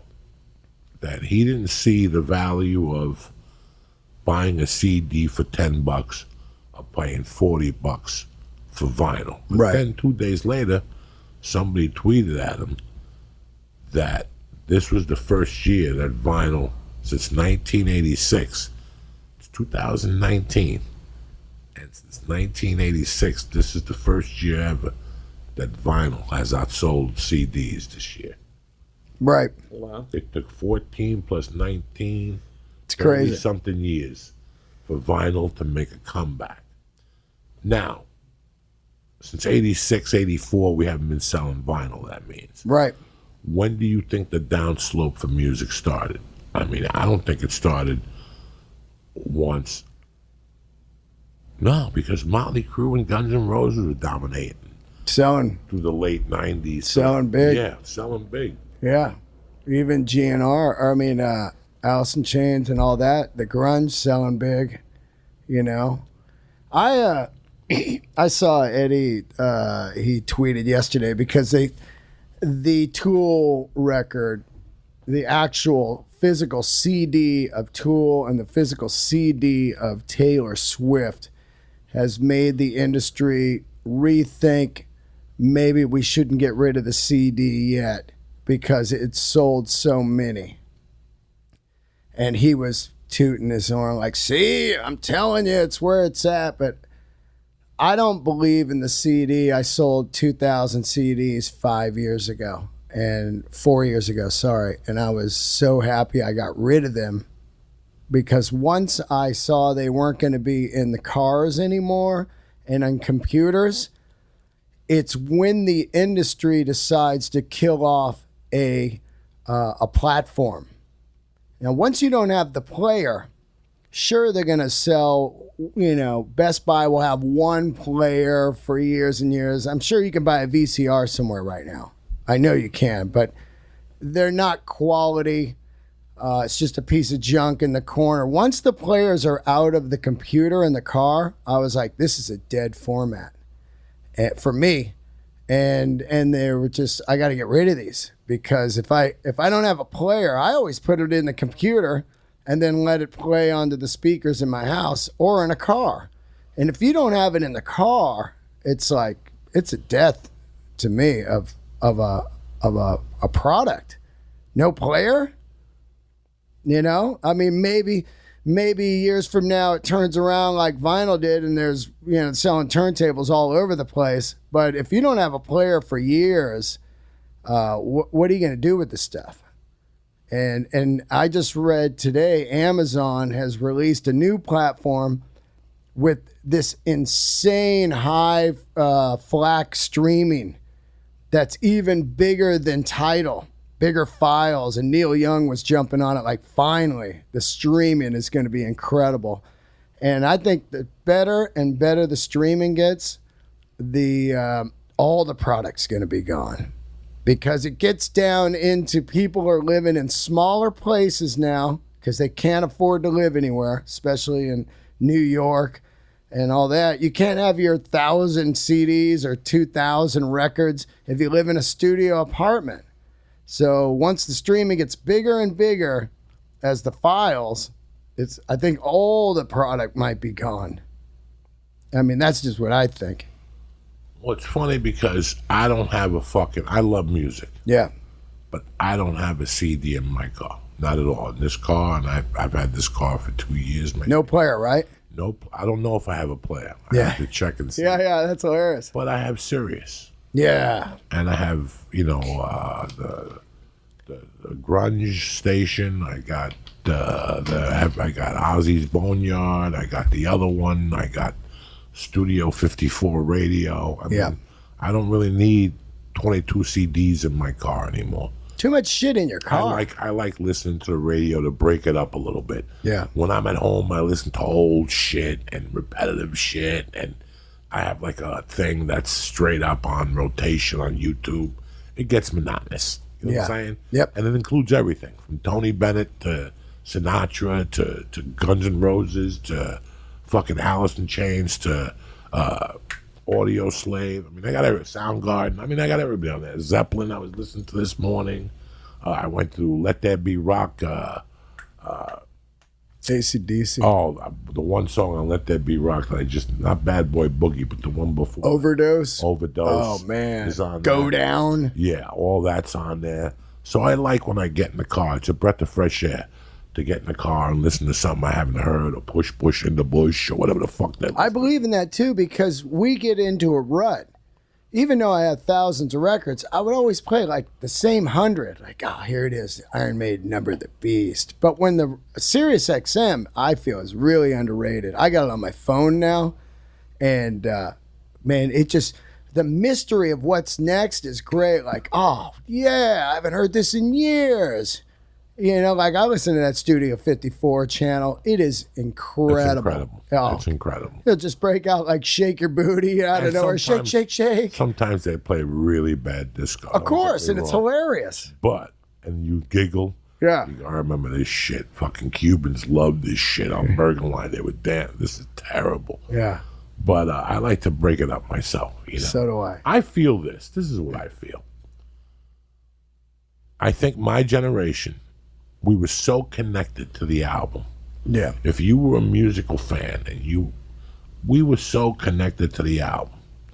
I've been coming in here on Tuesdays at 4 and doing a podcast with my daughter. Oh, yeah. We tape it on the phone. It's not even a real podcast. We have 2 fake sponsors. I give her $10. But part of the process is after we do the podcast, we play records. Yeah. I showed her how to, she likes Crazy Train. She likes War Pigs, go through different albums. But I see how her face lights up when she opens up the album and I break it down for her. That musical experience was something that we don't get anymore. The album, I think that it let an artist be more, it challenged an artist more, a little bit more. Like, when they came to me and they were like, what cover do you want? I didn't have a say. They're like, we paid some artists $20,000 to do that sketch on me on that one fucking CD. Yeah. I didn't want that fucking thing on my CD, but I had no choice. Right. It's got to jump out. It's got to jump out. And I'm thinking back to Back in Black. Yeah. That whole argument with they didn't want to release it because it was black. It almost never got released. Yeah. Because the cover was black and AC/DC fought for it. But I like the album cover because it made the artist be creative towards the album. It let you open it up and see what liner notes he put in there, Oh, yeah. lyrics to the songs, or sometimes they gave you a treat. They actually took pictures of the original page where they wrote the lyrics on. Love that shit. They would give you, it was more, I'll never forget when I did The Longest Yard, and they sent me the DVD of it. And I opened it up, and it was just a fucking thing. And I thought about how many fucking pictures I took on that fucking set. Oh, right. How many hours of fucking pictures? You know, every day there was 10 fucking photographers taking pictures from everywhere on that set. How many team pictures we fucking took? How many pictures they took of us eating and fucking sitting there and cracking jokes and laughing? All of us on a bench or at the hotel, they were even taking pictures. Yeah. Of us. You're like, where the fuck And are I they? open up this fucking CD and there's not a fucking thing in there. God. Not a fucking thing in there. Not a thing in there. Zero thought into the art. Zero thought into the art. But then I come here and I pick up Wish You Were Here. Oh, yeah. And you look in there, the guy's on fire and on the Warner Brothers lot. And, you know, you could, and then even into the outdoor. Led Zeppelin gave you the different fucking ones. thing. They gave you the album cover so you could get a dry sponge. Yeah. And go through the thing and it would turn different colors. They gave you something. They gave you that little extra connection. Kiss That's with the what's been tattoos. lost. Kiss and with stickers. the tattoos. Oh, That connection has been lost yeah. between the musician and the fan anymore. Tool went all out. Tool did a $40 CD. It's out right now. How does it look? It sounds great. I think This the album is great. fucking thing, dude. You open it up, it's got a booklet with all these photos. In the middle, it's got a player, a CD, like a player inside there that you press it, and it just plays like these electronic loopy sounds and everything. This thing it's a masterpiece of packaging. They're gonna win a Grammy on the packaging, hands down, because they do a Grammy on packaging. You never see it. It's the one they do like a week before. Grammy packaging, blah, blah.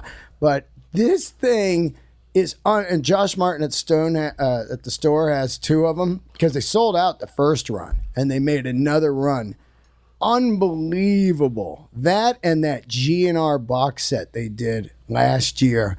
This fucking monster leather box that opened up and had Duff showed me. It had secret passages.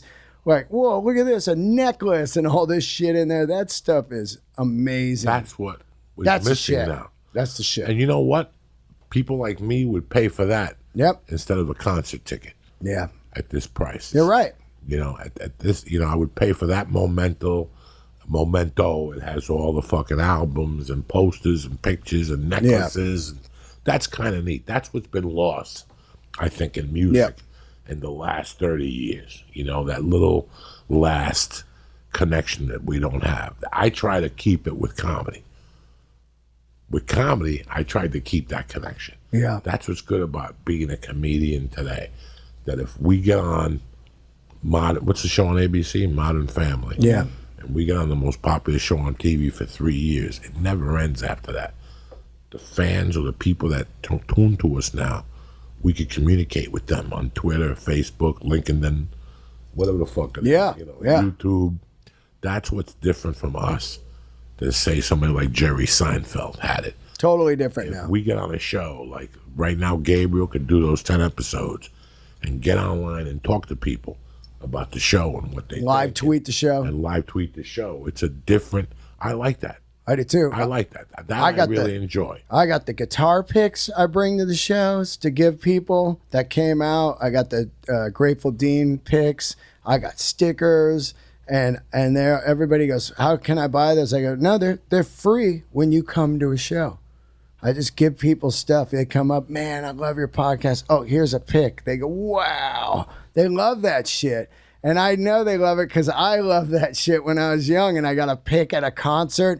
Ted Nugent threw a pick out. I'd fucking be on the ground digging through people's dirty sneakers. I got the pick. I had a couple picks. I just remember who picks they were. but I got a I had one collection. that I was really happy about. I can't remember who the fuck. I got some it was. Cars picks. Actually, I'm going to tweet them up today. They say the Cars on them. When I saw them, me and this guy Eric Wettenkamp, we were the scavengers. drumstick went, I was on the ground. You'd find money, a pick, some dude's fucking wallet. You know, you're like, all right, payday. You know, like, oh, I was crazy at shows. I got picks. I got a pick collection that'll knock you out, man. I love them. They're all in this wood box. You ready for Chicago next weekend? Oh, I'm ready for Chicago. You know that's going to be insane. Have you ever done that theater before? No way. Dude, I can't wait. I did it with Rogan. I almost fell off the balcony. Oh, shit. What? I'm doing Cleveland tomorrow. I can't. Me, Rogan, Little Esther, and somebody else did that theater, and it was spectacular. Oh, man. That theater made me fall in love with comedy again. We put Little Esther up. She blew it up. Little Esther was there with Red Band. I think there was a couple of us, but that theater, just that theater, always. Wait till you go in there. I can't wait. Next Friday, me, you, and Kate Quigley at the fucking Chicago theater. I've done some amazing places with you, dude. I was thinking about that Pabst Theater when we did that. They had the turntable backstage. How cool was We're that? playing fucking records, drinking espressos and smoking cheese. Dope and shit. Oh, that guy They know how to take care of you. That guy was great. That guy's great. And then we did that good one. We did another one before that, too. We did Minnesota and Milwaukee together. 420. Yeah, 420. 419. Yeah. And this one's going to be great. We're doing San Fran. What about when we were in the green room from the New York Comedy Festival, and you came downstairs and you go, you got to see this. Oh, yeah. Just threw a table. The fight. And there was a fist fight right in front of you. That was crazy. At Gotham, full brawl.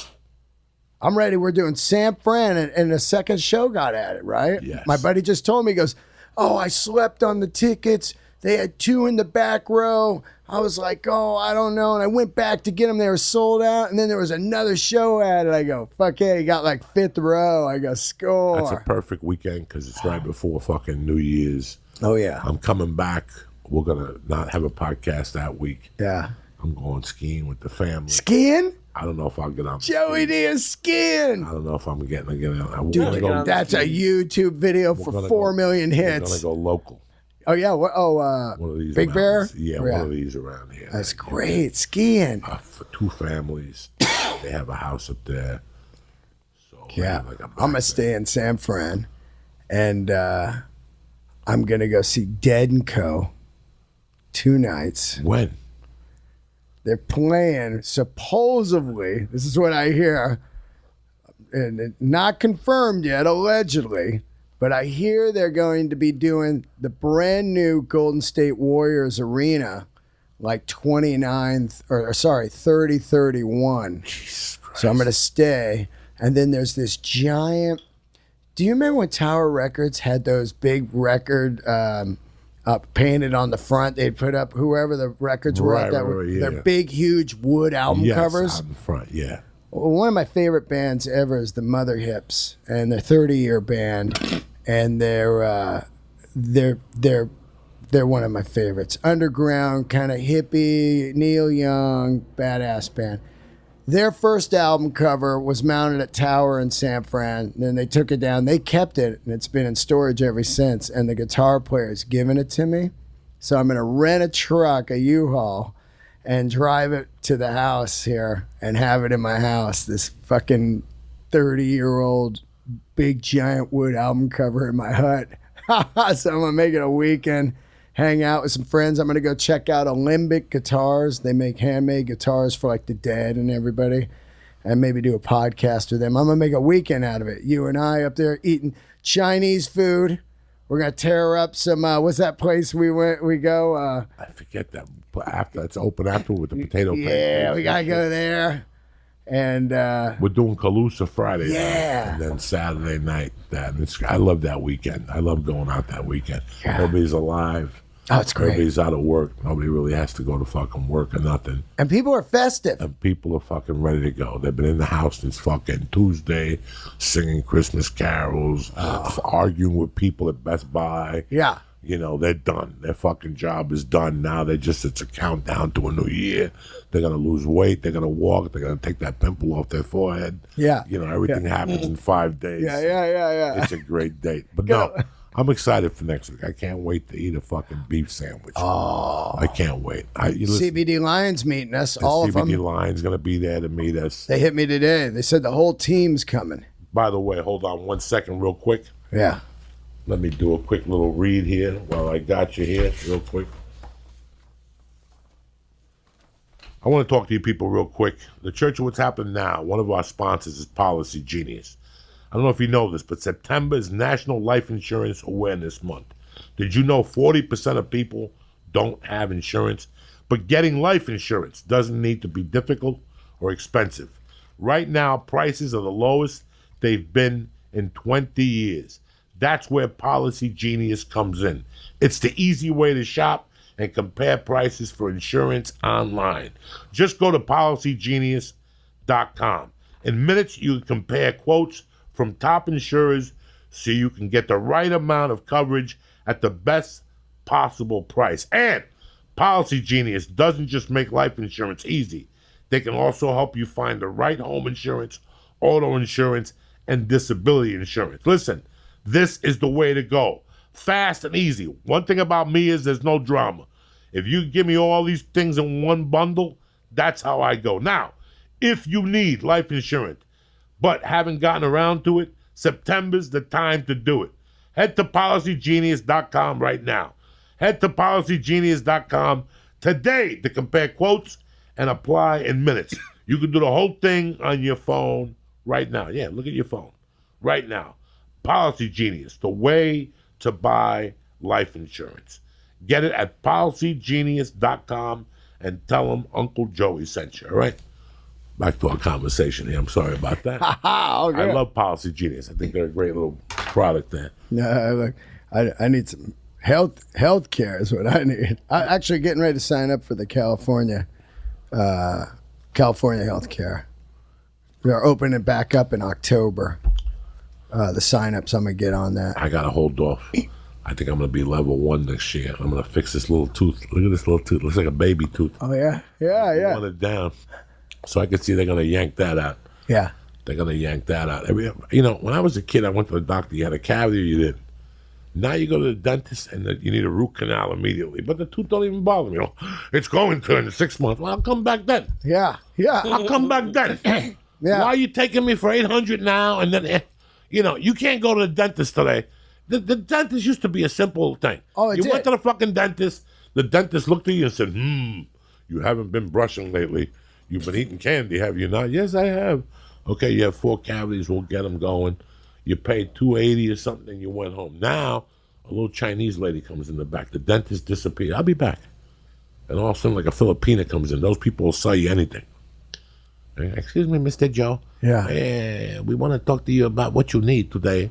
You need to do this and this and this and this. Deep cleaning. That's the scam and of the they go century. all the way deep on you. Oh, yeah. So it costs $6,000, but your insurance covers 40% of that, and your deductible. So your contribution would be $3,200. What if I'm just having a fucking cavity? Yeah. What do I need a root canal and pulling shit out for? Yeah. It don't bother me. Yeah. Well, see, in 6 months, it's going to. I don't give a fuck about 6 months. Today, what can we do today? Listen, brush it, pull out the fucking plaque, and let's fucking clean it up. That's it. Right? They try to scare you too. Every time they go deep cleaning, you got deep plaque in there, and it gets into your heart valves. I'm like, wait, who came up with that one like Fuck 5 you. years ago? They're like, well, tell them it'll be heart attack. Everybody's afraid of heart attack. I take garlic and parsley. Yeah. Pablo Francisco recipe. If he's still ticking, I'll still tick. Pablo's made it this far on garlic and fucking parsley. yeah. He takes 3 pills at night. It takes all the plaque, all the fucking malukia sticks, everything out of your heart valves. And you're fucking walking around like Doris Day the next day, clicking your fucking heels, jumping up and down. Get I the had my fuck dentist outta here. on, and he told all the scams.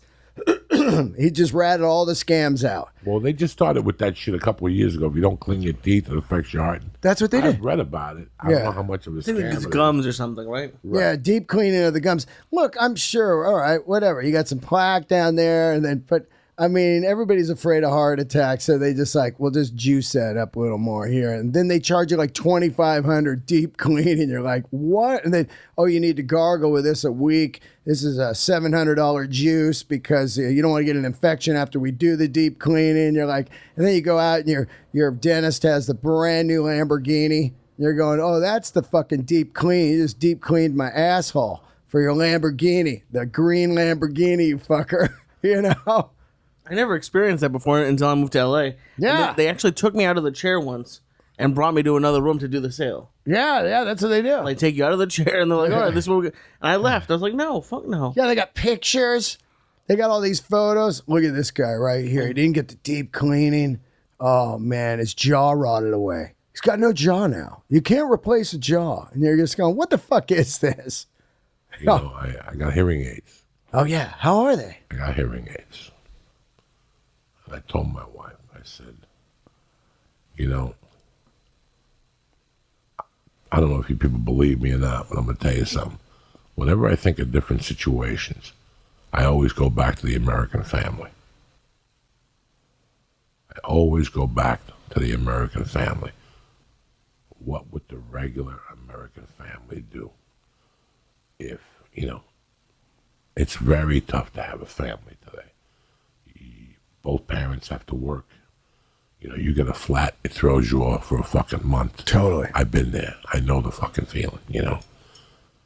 I went 2 weeks ago. I mean, guys, I'm a comic. I don't know nothing about hearing aids or any other type of aid, you know. You go, they test you, then they sell you, you know. And you're sitting there, and I told my wife last night, I go, you know, thought I was a fucking criminal. I'm a felon. The day I got the booklet from SAG that I had insurance, I remember going, what are they talking about? Like, nobody ever gave me insurance. I had insurance at one of the unions I worked with. Like, they always gave me insurance. But what are you talking about, insurance? And then they made me fill out this paperwork, and you get vested when you're 45.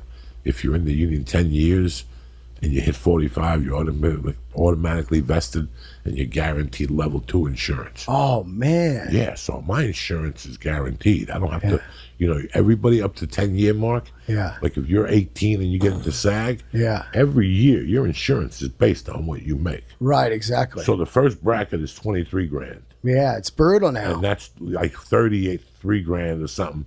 And to get level 1 is like 38 grand. I don't know exactly. Right. My wife said that she goes, you're always eligible for 2 just from residuals. Thank God I shot all that shit early on. Back when the money was made. Because those all residuals all count towards your SAG earnings every year. Wow. But I went to that thing. It's nobody's business what I pay for those hearing aids. But I tell you, I got fucked in the ass. Oh, yeah. But I tell you what, I can't imagine if I didn't have insurance. Oh, right? So right away, I think of the American family. Now, they're only guaranteed for 3 years. Whoa. You got to buy a brand new set every fucking 3 years. Is that right? Yeah. So the next time I go to Costco. Oh, yeah. You know, Yeah, they got them there, right? dog, you crazy. You know. Yeah. You got about like 4 I looked up Costco last night. I was strangling myself. Oh. What I would have saved off the bat. But the doctor gives you referral there. Yeah. They won't send it to Costco. They'll send it to the most expensive place. Right. Picking your fucking Johnny Goomba. And, you know, you got to pay. But on the way home, I told my wife, I go, think about the American family. Oh. That doesn't have insurance. And he has to pay for these every 3 fucking years. Yeah. You know, think about that. So my heart, I'm always, you know, the other night we were talking about Yankee Stadium. Did you read that article last week? Oh, no. There was an article that came out in the New York Times about a guy who got a notice from the stadium from the Yankee organization that prices were going to go up. Oh. So he said he's had it. They've raised him 40% 40. in 3 years. So 40. he goes, I've been a fan. For a baseball game. Because I've been a fan since I was a kid. He goes, so I told him, I thought about it, I talked to my wife, or whatever the story was, and he contacted the New York Yankees and told them he didn't want next year, but he wanted playoff tickets this year. He didn't want the playoff tickets. Right. But they based the playoff tickets Oh, bullshit. off the season tickets for next year. That's bullshit. So if you don't get the season tickets for next year, the price is double. So he went back the next day and they took $1,100 out of his account or something. And he wrote on Twitter, like he wrote this whole thing. The Yankees, I've been a fan. I love you. New York City's my heart. But that's it. I'm done with you, Yankees. Never again. You got me. I'm happy you got your $1,100 and a $92 filing fee. Oh, Like God. something crazy. Yeah. Don't quote me on this. Yeah, right. It was something crazy. And he wrote that that's it. That's the last time. He'll never go to Yankee Stadium again. And that he'll always go away to watch him. Yeah, easy He'll there. take a trip to St. Louis and watch him or something. And right away, I thought about the American family. Yeah. You know, like New York ain't bad enough. You know how many fucking baseball games I went to growing up? Oh. It breaks my heart. It breaks my heart compared to what a kid goes today. That Shea Stadium, I knew it like the back of my head. Yeah. $7 ticket, $5 ticket. Me and my mom would dollar go there. night. Dollar night, bat night, you know, whatever. Today, that whole thing, like now when I do things, I think about the American family. Yeah. Me and Lee always goof around about Sushi Dan. Yeah. Me and Lee love the Something happy about hour. going to happy hour? Yeah, we Sushi love the Dan. happy hour. Yeah. The one spicy in, tuna. on Sunset? They have Sunset and they Yeah. have the Valley. Yeah, yep. You know. Yeah. They have a good happy hour from Oh like my God! 3 We to 6. always, I always call him. Lee, go to the happy hour. Yeah, man. Yeah, I do the Taco Tuesdays, man, everywhere in town. Last night I did it. I did Neil Brennan's show at the West Side. Taco Tuesday, $1.50 tacos. Immediately, give me 4. I eat like a king for under $10. You know, like great tacos. What's the place in Silver Lake when you make the turn onto from Sunset way right by the yeah, it's in Silver Lake. They do comedy there once in a while. Oh yeah, Tacos with pickles in them. yeah. The place on the right there. On it's the like, right yeah, there, I've that- done comedy there Yes, actually. yes. Yeah, They that have place like is they great. have a Taco Tuesday, but it's very obscure. Yeah. They have like ground beef with pickles. They have before you good? go. Oh yeah, Yeah. try the tacos. Yeah, Taco They're Tuesday. completely different from what you're used to. I'll try them. But Yeah. it's not bad if you got Yeah. a date. You go down there. Yeah. Ralphie used to take me there. Ralphie. For Taco Tuesday, we destroy 80 fucking tacos. Oh man, I remember I used to go to Sizzler on Mondays. They would have the all-you-can-eat ribs, beef ribs. I think it was like $9.99 or $10. And dude, we'd go in there and just rifle beef rib. The big ones is They're not there no more in Hollywood. Sizzler. Yeah, I Brea. think it is still there, No, dude. it's not. I think it still is. No, it's Look it not. up, Lee. I think I just Listen, saw it recently. I remember one time I was living with my girlfriend. And I It was got next to the I Sizzler. got I mean- one of my biggest movie roles in the beginning. Yeah. It was a Chaz Palminteri movie with a bunch of stars in it. I forget the name of it now. Women versus Men. Women versus men. Women versus Men. It was a one-day shoot, and they paid me $936. I thought I was the Clampetts. It looked I thought I was the Clampetts. yeah, rich. Before the money, the check even came in the mail. I took my wife to Sizzler. We thought we were fucking the mafia. Oh. With the peel and eat, those fucking Katrina shrimp before Katrina. Yeah, yeah, yeah. I mean, no, I don't think they're there anymore. I think No, no. not there, no. No, they took down Sizzler because me and my wife cried. Whoa! Because we talked They have about one it. on Western. I saw the one on Western recently. Yes, Drove me by and and I my was like, wife "Whoa, were look at that! We ate there a lot. with God, them. it's gone, huh?" They It was closed the one on Brea. Little Canyon too. It was Brea, right? Yeah, it was La next Brea. door to the Suzuki dealer, the motorcycles. That's it. That's gone too. That's gone too. Yeah, that's all gone. Yeah, Suzuki, I think, has gone as far as motorcycles. I don't see those guys anywhere. I see Honda, but I don't see Suzuki anywhere. I wonder if they're still selling dirt bikes and shit. Who knows what they're doing in this economy? Chicago next Friday night. Yep, We ready to go. I'm ready. We got Kate Quigley. Yep. We got fucking Dean Del Rizzi. Can't wait. We got your fucking Uncle Joey. Yeah. But before anything, real quick, let me talk to you people about something, all right? I got to talk to you about. We spoke at the beginning of the show.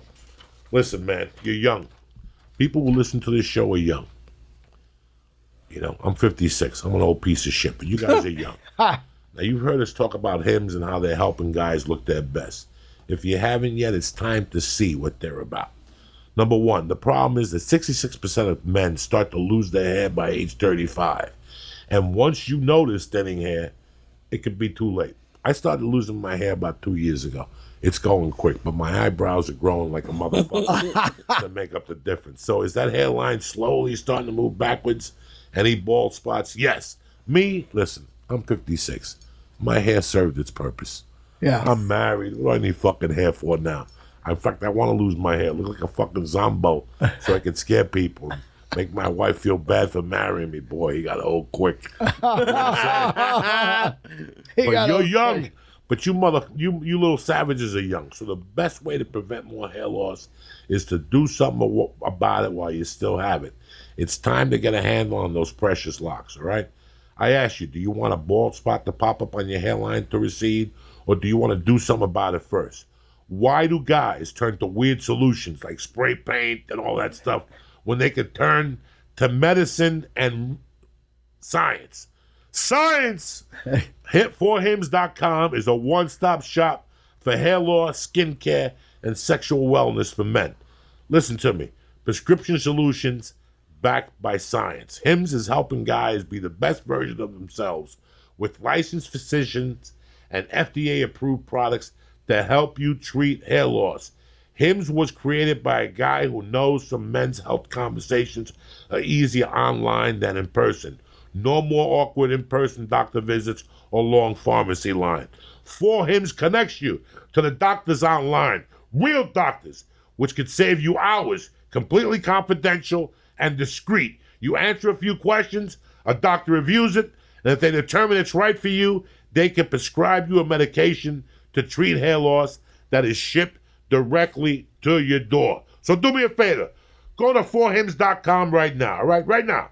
I'm going to hook you up with a complete hair kit for $5 today. $5. Where you get? Uncle Joey's here to help you guys out. Listen, you're young. You don't need to lose your hair. Go to forhims.com right now, and I'll get you started for $5 a month while supplies last and subject to doctor's approval. See the website for full details and safety information. Listen to me. This could cost you hundreds if you went to the doctor or a pharmacy somewhere else. Go to forhims.com/Joey. That's ForHims, ForHims.com/Joey. This podcast is also brought to you by MyBookie.ag. It's Thursday. You got a game on tonight. I don't know who the fuck it is, but it's your opportunity to make money. You understand me? Football season is upon us. You like winning money? You like betting sports? I'll tell you where you go if you're going to put your money down. MyBookie.ag. They got the NFL, baseball, MMA, whatever. Chinese ping pong, 3 Japanese tattoo contests. They got it. MyBookie's got it.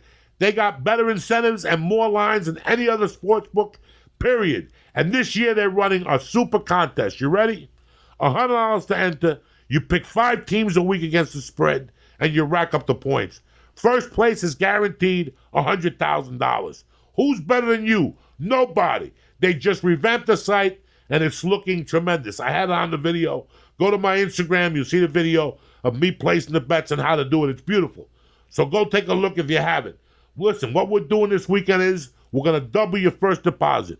You're like, Joey, what are you talking about? You put in $500, my bookie's going to match you $500. Use promo code CHURCH to get 100% bonus on your initial deposit.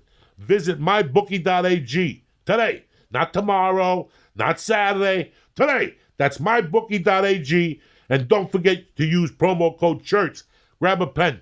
CHURCH when creating your account to claim your bonus. Listen, you play, you win, you get paid. That's mybookie.ag. Next week, we'll be back with a video for you savages. I want to thank Dean Delray. I want to thank the Christ Killer, but most importantly, I want to thank you guys. Do not forget, Chicago next Friday night. And in October, I got Kansas City to the Uptown Theater and the Paramount Theater in motherfucking Denver.